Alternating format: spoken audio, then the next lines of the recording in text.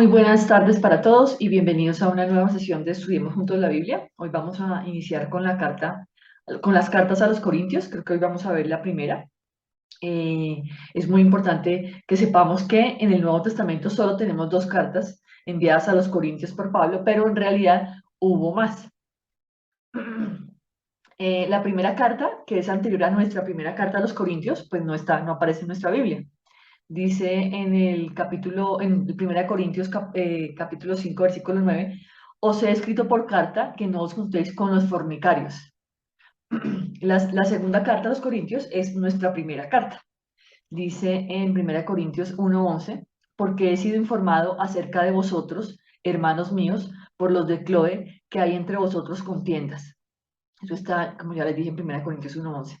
Dice también en 1 Corintios 16:17, en el capítulo 1: también bauticé a la familia de Estefanas, de los demás no sé si he bautizado a algún otro, pues no me envió Cristo a bautizar, sino a predicar el Evangelio, no con sabiduría de palabras, para que no se haga vana la cruz de Cristo.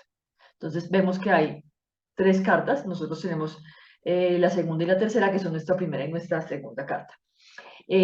Pablo la primera carta la envió a los Corintios con Timoteo. Dice en 1 Corintios 4 al 17: por esto mismo os he enviado a Timoteo, que es mi hijo amado y fiel en el Señor, el cual os recordará mi proceder en Cristo de la manera que enseño en todas partes y en todas las iglesias. Pablo, de lo que sabemos, visitó 3 veces Corinto. La primera vez está relatada en Hechos 18 al 1, donde nos dice: después de estas cosas, Pablo salió de Atenas y fue a Corinto. De la segunda visita no tenemos datos directos, aparecen datos directos en Hechos. Y de la tercera visita, dice en 2 Corintios 13, del 1 al 2: esta es la tercera vez que voy a vosotros, a vosotros por boca de 2 o de 3 testigos se decidirá todo asunto. He dicho antes y ahora digo otra vez, como si estuviera presente, y ahora ausente lo escribo a los que antes pecaron y a todos los demás, que si voy otra vez no seré indulgente. Entonces ahí muestra que era la tercera vez que visitaba Pablo a los Corintios, a los Corintios. La segunda visita de Pablo parece que no funcionó.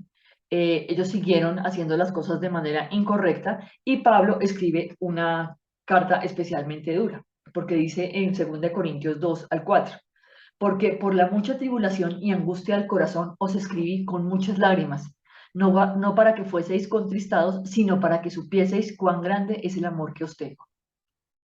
En 2 Corintios 7 al 8 dice: porque aunque os contristé con la carta, no me pesa, aunque entonces lo lamenté, porque veo que aquella carta, aunque por algún tiempo os contristó, ahí está dejando claro que ya había enviado esa carta dura de la que hablamos al inicio. La segunda carta, o sea, la carta, la final, esta vez la lleva es Tito, no Timoteo, y la lleva, y mientras tanto Pablo se queda como con la angustia de saber qué ha pasado, cómo estarán las cosas, y va al encuentro de Tito, y Tito le cuenta que ya las cosas se han solucionado. Entonces esa buena noticia es la que calma a Pablo, y escribe la última carta, que es la carta de la reconciliación, que es la segunda de Corintios que nosotros tenemos en nuestra Biblia. Ya sabiendo esto, pues damos inicio a la primera carta a los Corintios.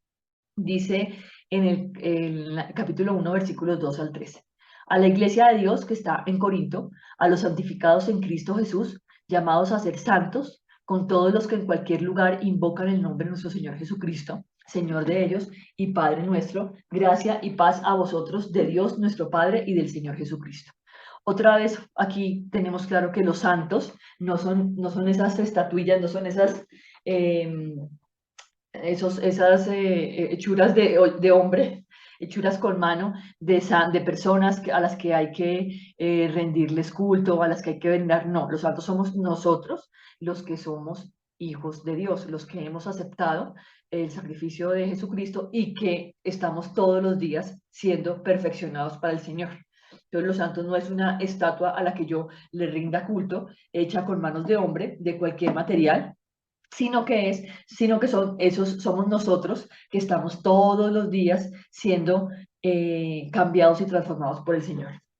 Dice en los versículos 4 al 8: gracias doy a mi Dios siempre por vosotros, por la gracia de Dios que os fue dada en Cristo Jesús, porque en todas las cosas fuisteis enriquecidos en Él, en toda palabra y en toda ciencia, así como el testimonio acerca de Cristo ha sido confirmado en vosotros, de tal manera que nada os falte en ningún don, esperando la manifestación de nuestro Señor Jesucristo, el cual también os confirmará hasta el fin, para que seáis irreprensibles en el día de nuestro Señor Jesucristo. O sea, el Señor, aquí lo que está diciendo Pablo es que estamos siendo transformados porque somos hijos de Dios y está feliz de que Dios se manifiesta en esas personas y pues obviamente en nosotros a través de los dones, que esa es una manifestación del Señor en nuestras vidas.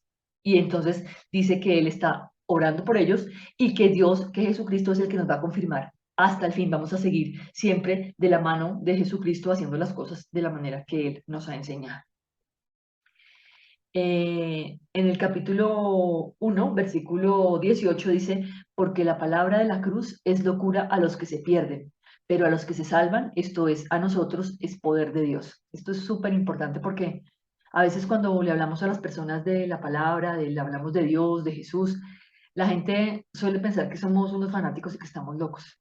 Y no entienden por qué uno tiene que andar hablando de eso, porque uno tiene que andarles diciendo, pero es que nosotros tenemos una comisión y nosotros sabemos que es que el reino de Dios se tiene que expandir y lo que queremos es mostrarles esa buena noticia a ellos y muchas veces nos tratan como locos. No importa que nos traten como locos, porque nosotros recibimos el poder de Dios y hacemos eso por amor.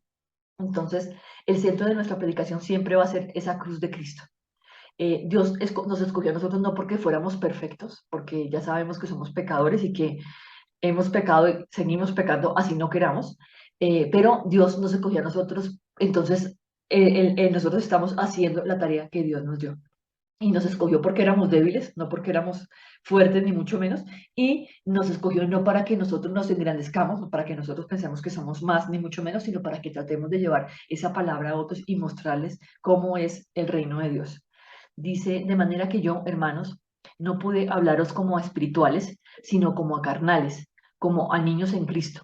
Os di de beber leche y no vianda, porque aún no erais capaces, ni sois capaces todavía, porque aún sois carnales, pues habiendo entre vosotros celos, contiendas y disensiones, ¿no sois carnales y andáis como hombres?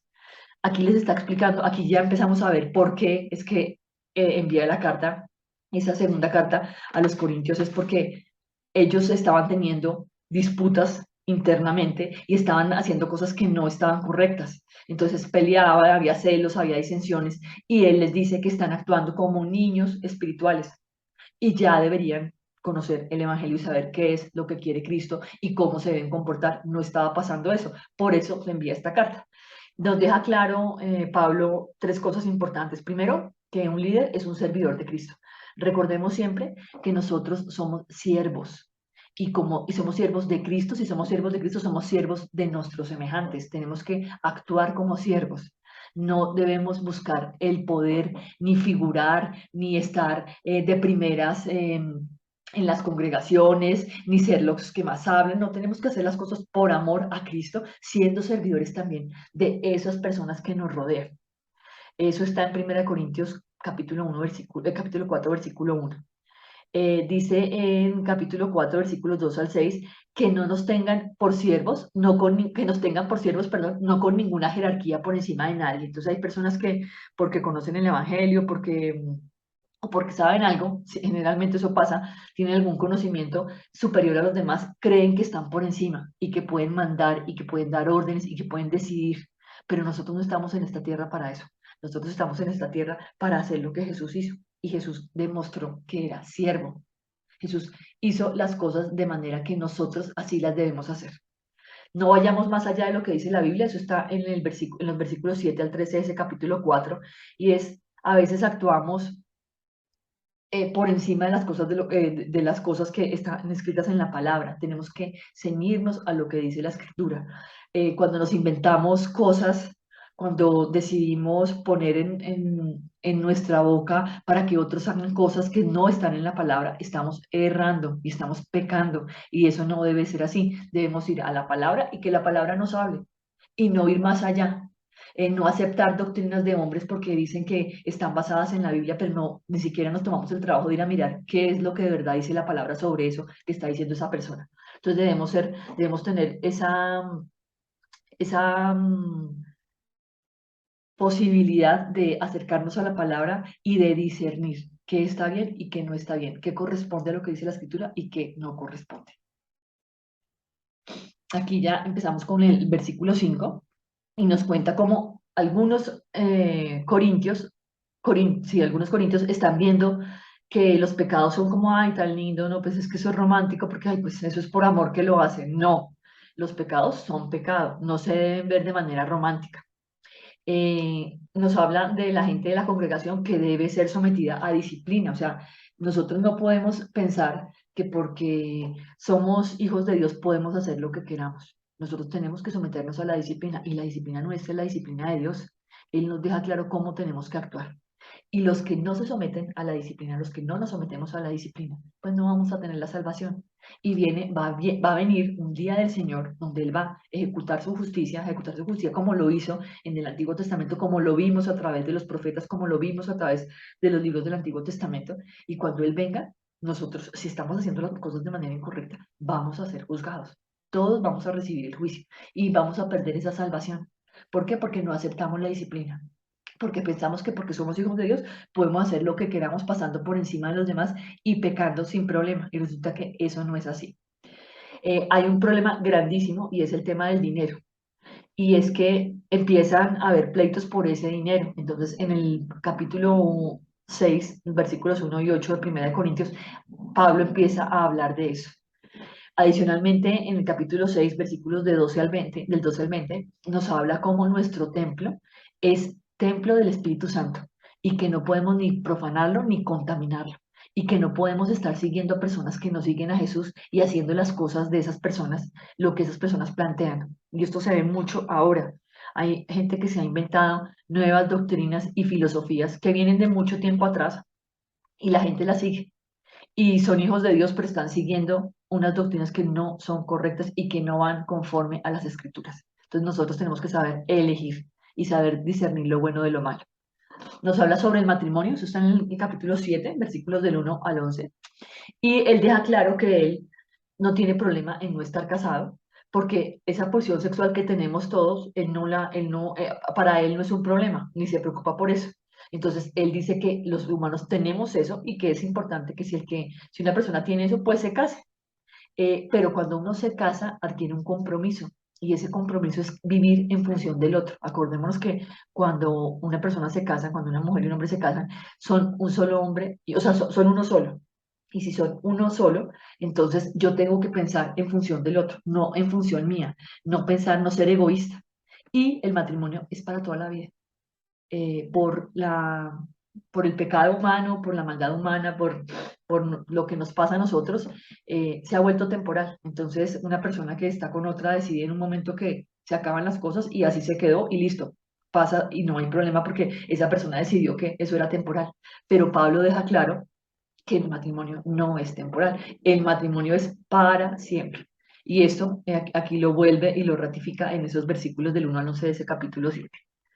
Habla en el capítulo 8 de los versículos del 1 al 13 de esos alimentos sacrificados a los ídolos. Y aquí es muy claro, y aquí Pablo nos deja ver otra vez cómo por amor a los demás nosotros a veces tenemos que privarnos de cosas. Él dice que no pasa nada con comer comida de lo que se sacrifica a los ídolos, porque es que los ídolos no son nada, los ídolos son nada, si el ídolo no es nada, pues están sacrificándole algo a nada. Entonces no hay problema, pero hay personas que por su inmadurez espiritual piensan que eso es pecado.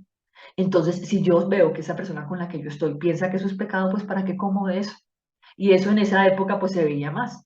Estaban rodeados de toda una cultura de culto a los dioses, una cultura que rendía culto a absolutamente todo, a animales, a todo, a todas las cosas del cielo, o sea, rendía culto a todo, tenía imágenes y se arrodillaban de las imágenes y pues eso se daba mucho.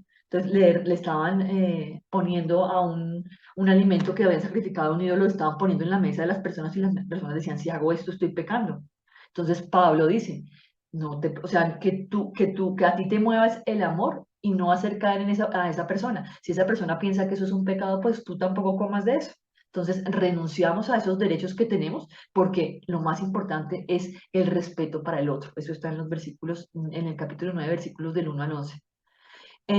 Los versículos del 12 al 27, muestra cómo el amor es el que edifica y no el conocimiento. A veces cuando las personas saben mucho, están hinchadas de conocimiento, quieren dejarle ver a los demás que tienen la palabra revelada y que tienen la palabra perfecta, pero no piensan en ese otro que todavía no conoce, que no sabe y que puede sentir que las acciones que hace esa persona que se las da, de que sabe mucho, pues van a afectarlo. Entonces nos dice que siempre debemos actuar con amor. Y cuando nosotros actuamos con amor, somos misericordiosos con el resto. Y si sabemos que la persona pues está equivocada o lo que sea, no importa. Si esa persona piensa que comer de lo sacrificado a los ídolos es pecado, pues nosotros no vamos a hacer que esa persona sienta que estamos pecando. Vamos a mostrarle que no hay problema. Nos muestra en el capítulo 10, versículos 1 al 14, cómo nuestras decisiones y nuestra vida debe estar basada en seguir lo que dice el Señor en la Escritura. Entonces siempre tenemos que ir a consultar la palabra para saber qué es lo que nos dice Dios al respecto. Y en los versículos 18 al 33 nos dice que, otra vez, pues que no sé, que se puede comer eso sacrificado a los ídolos, pero que no deberíamos participar en esas ceremonias paganas, en cosas que hacen, en arrodillarse a los santos, en arrodillarse a la Virgen, en hacer cosas que no están bien hechas porque la palabra dice que no están bien hechas. Entonces, nosotros pensamos en los demás y hacemos las cosas conforme al amor que tenemos en nuestro corazón.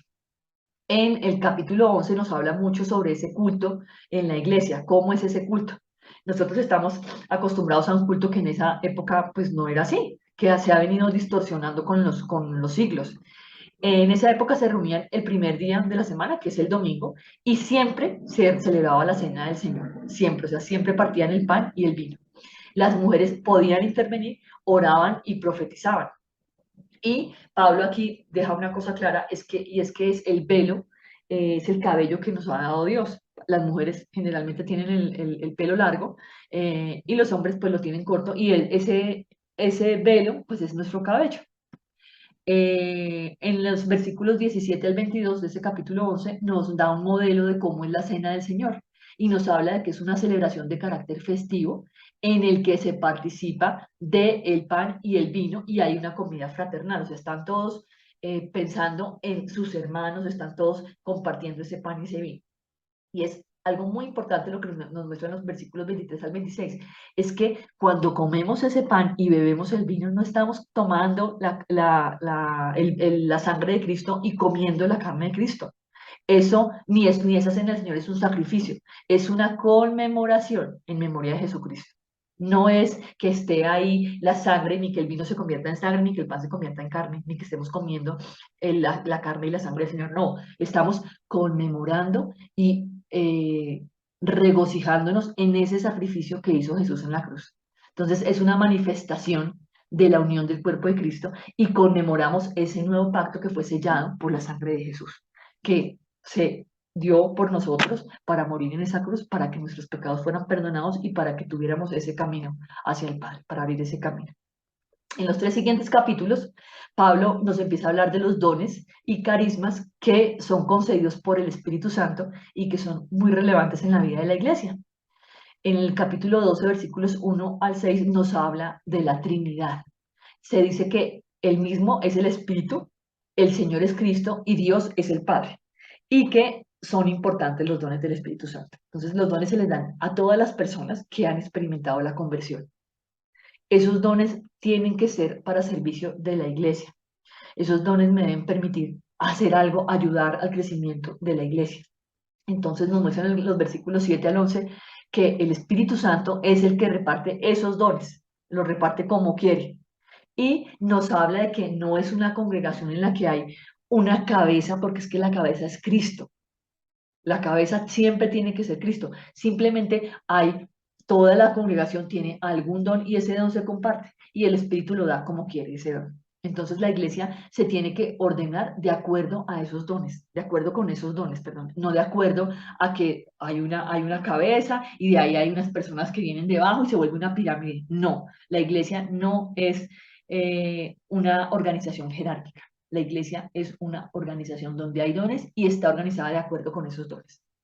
Hay una doctrina que es el pentecostalismo, donde se insiste en que el bautismo del Espíritu Santo solamente lo reciben algunos creyentes y que esos creyentes que han sido bautizados por el Espíritu Santo lo demuestran cuando hablan en lenguas. Eso no es verdad. Lo que nos dice Pablo es que el Espíritu Santo se les da a todos. Somos bautizados por el Espíritu Santo cuando creemos. Y ese Espíritu Santo no hace distinción de personas. Hay mucha gente que no habla en lenguas y piensa que no ha sido bautizado por el Espíritu Santo.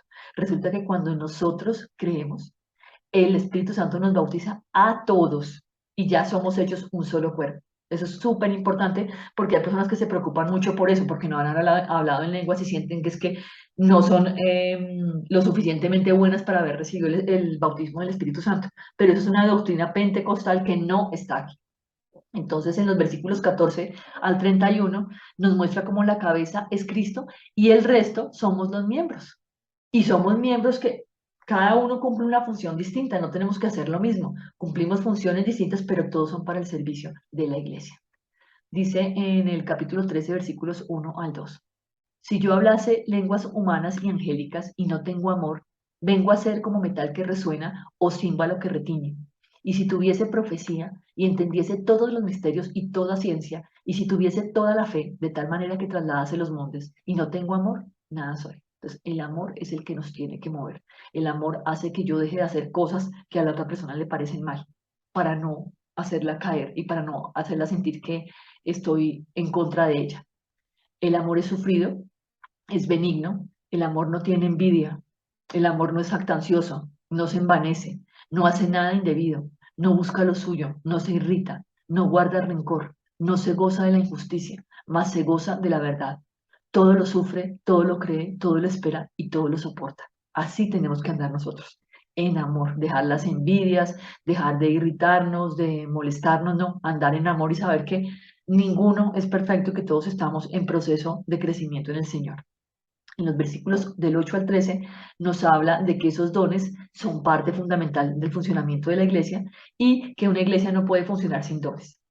Dice en los versículos 8 al 10, el amor nunca deja de ser, pero las profecías se acabarán y cesarán las lenguas, y la ciencia se acabará, porque en parte conocemos y en parte profetizamos, mas cuando venga lo perfecto, entonces lo que es en parte se acabará. Y el amor permanecerá, porque nosotros tenemos que andar en amor y Dios es amor. En el versículo 14, perdón, en el capítulo 14, versículos 1 al 6, dice, nos habla de cómo es más importante edificar, exhortar y consolar a otros, cosa que las lenguas no pueden hacer. Yo no sé, yo alguna vez fui a un culto donde toda la gente empezaba a gritar, a hablar en lenguas, unos gritaban, otros se tiraban al piso. Eso la verdad o sea, a mí me asustó y yo no quería ir a esa iglesia, no quería volver a esa iglesia, porque entonces una señora gritaba, la otra estaba tirada en el piso revolcándose. Eso no es lo que el Señor quiere. Dios es un Dios de orden. Lo que el Señor quiere es que cuando una persona entra en la iglesia y vea que hay personas que están orando, que están profetizando, pues no se quede sin saber que lo que están hablando unos porque están hablando en lenguas. Entonces hay gente que se siente muy importante porque habla en lenguas y todo el mundo la escucha y resulta que nadie la está entendiendo. Entonces no está haciendo nada. Eso es muy bonito porque está en ese diálogo con el Espíritu Santo, en espíritu, pero nadie le está entendiendo. Entonces, lo que tenemos que buscar es que las personas que no creen, crean, pero crean porque y sepan que Dios es un Dios de orden. Y esas iglesias donde lo que se da es un montón de desorden, gente gritando, cantando, unos cantando, otros tirados en el piso y otros hablando en lenguas que nadie los entiende, eso no es. Entonces, lo que nos habla en los versículos 24 al 26 es que esa reunión de la iglesia es una manifestación de dones, pero que esos dones se tienen que hacer para edificación, no para entretención, y que todo se hace para que las personas que no creen y que entren, pues puedan ver que hay una cosa maravillosa, que lo que está pasando sí es una buena nueva, no es un desorden de gente gritando o hablando en lenguas. En los capítulos 29 al 39, Pablo dice que las mujeres deben callar en la congregación. Entonces esto se ha prestado para decir que Pablo era misógino. Y resulta que él dice que no les está permitido hablar. Estamos hablando de otra época, o sea, Pablo vivía en otra época y está hablando más de que las mujeres no tienen por qué estar importunando, chismoseando, hablando entre ellas, porque eso suele suceder. Vemos que a veces los hombres permanecen callados, pero las mujeres están buscando a ver, criticando aquí, criticando allá, hablando con la persona, distrayendo a los otros. Entonces el Señor dice, lo que dice Pablo acá es que el Señor es un Dios de orden y que debemos actuar así. Como mujeres nos gusta mucho hablar, bueno, yo sé que algunas no, pero a otras sí, hablar demasiado y lo que sea, que no, debemos callarnos en la iglesia y escuchar. Y si nosotros tenemos algo que profetizar o algo que decir, hacerlo en orden. Entonces siempre es muy importante que en los cultos haya orden, que cuando nosotros estamos alabando al Señor, pues lo alabemos de corazón y hagamos las cosas en orden, para que los que nos vean no vean que hay allá un circo, para nada. Ahora empieza a hablar sobre la resurrección. Nos muestra en los versículos, en el capítulo 15, versículos del 1 al 11, cómo la resurrección es un hecho histórico, es algo que pasó en realidad, es algo que se dio y pues que nosotros no podemos decir que no se dio porque tenemos testigos visuales y hay muchas cosas históricas que nos muestran que Jesús sí resucitó. Nos habla de cómo es esencial para entender, que es esencial para entender el cristianismo, entender lo que Jesús hizo por nosotros. Eso está en los capítulos, en los versículos, el capítulo 15, versículos del 12 al 20. Nos muestra que va a venir, que va a haber una resurrección que se va a producir cuando Cristo vuelva. Y eso está en los capítulos 15, versículos 21 al 28. Entonces dice que primero resucitó Cristo como las primicias de la resurrección, después vamos a resucitar los que seamos de Cristo en su venida. Y al final, cuando se entregue el reino, lo último que va a desaparecer va a ser la muerte. O sea, es una promesa hermosa que nos habla de cómo va a venir Cristo va a venir Cristo y nos va a llevar, para los que no estemos muertos, vamos a irnos con Él y después va a acabarse la muerte, ya no va a haber más muerte. En el capítulo 15, versículos del 37 al 58, nos habla de cómo nosotros somos esa semilla y que tenemos que morir, igual que lo hace la semilla, para poder germinar, para poder surgir con un nuevo cuerpo de resurrección. Y ese cuerpo de resurrección va a ser como el cuerpo resucitado de Jesús. Entonces, es muy importante, no todos vamos a morir, pero todos vamos a ser transformados. Como lo decían Romanos, vamos a sufrir esa metamorfosis y lo que ahora nosotros tenemos como corrupción va a pasar a ser incorrupción y la muerte va a desaparecer y esa es la esperanza de la resurrección. O sea, nosotros tenemos que estar seguros de que si Jesús resucitó, nosotros también vamos a ser resucitados con Él y vamos a hacer las cosas y a recibir ese cuerpo resucitado, glorioso y perfecto como lo recibió también Jesucristo. Entonces, vamos a dejar hasta acá. La otra semana vamos a iniciar ya no, mentiras, vamos a acabar acá con la última, con este último capítulo de Primera Corintios, que está dedicado a esa ofrenda que estaba llevando Pablo, que estaba recogiendo para llevar a las iglesias en Judea. Y nos deja ver cómo nosotros tenemos que ser, darnos a los demás, que ser misericordiosos, que buscar que los demás hagan las cosas y hacerlo nosotros mismos dando ejemplo. Dice, en cuanto a la ofrenda para los santos, haced vosotros también de la manera que ordené en las iglesias de Galacia. Cada primer día de la semana, cada uno de vosotros ponga aparte algo según haya prosperado, guardándolo para cuando yo llegue no se recojan entonces ofrendas. Entonces lo que él quiere es que tengan recogido para que él pueda llevar esa ofrenda hasta las iglesias de Judea. Todas vuestras cosas sean hechas con amor. El que no amare al Señor Jesucristo sea anatema. El Señor viene. Otra vez vuelve a dejar claro. El Señor Jesús viene y se va a ejecutar su justicia y nosotros vamos a ser los que vamos a ser resucitados, los que creyeron vamos a ser resucitados y vamos a ser glorificados con ese cuerpo de resurrección. Y el que no ama, pues no tiene nada. Y eso está en el capítulo 16, versículos 14 y 22. Y así terminamos la primera carta a los Corintios. Es una carta que nos hace reflexionar sobre cómo estamos viviendo nuestra vida y cómo estamos utilizando esos dones que el Señor nos dio, esos dones que recibimos por amor del Señor. Y son dones específicos que tenemos que poner al servicio de otros. Y debemos actuar siempre pensando en los demás para edificación y actuar en orden haciendo las cosas de la manera que al Señor le agrada. Entonces les deseo un fin de semana maravilloso, les deseo que la próxima semana esté llena de bendiciones y nos vemos en 8 días. Dios les bendiga.